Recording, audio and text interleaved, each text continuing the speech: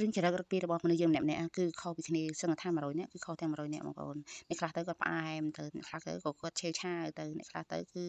ចង់និយាយថាហើយបើនិយាយពីរឿងពីនេះខ្ញុំវិញគឺស្ដាច់អាឆេវឆាវហើយតែឆេវឆាវនេះគឺបងប្អូនដឹងហើយដូចចាស់តែញ៉ាំនៅឆេវឆាវនឹងអត់ប្រយោជន៍ទេឆេវឆាវហើយមកស្ទុះឡើងគឺចិត្តល្អទេតែអ្នកផ្អែមលួយក្នុងត្រៀមខ្លួនទៅចាក់សាហាវចាថ្ងៃនេះដែរគឺនេះខ្ញុំបានឆាគ្រឿងជាមួយឆ្អឹងគោហើយនឹងស្បែកគោបងប្អូនសយូរហើយគ្រឿងយើងនេះដែរគឺថាថ្មីស្រស់ហ្មងបងប្អូនបើលឹកក្រូចយើងបេះដាក់ថ្មីនិយាយពីថាឈ្ងុយ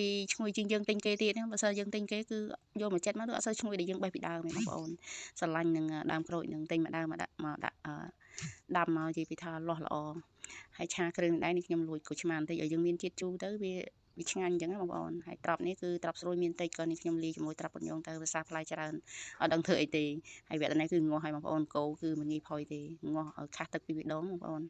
ហើយបើយើងដួសត្រឡប់មកចានេះដាក់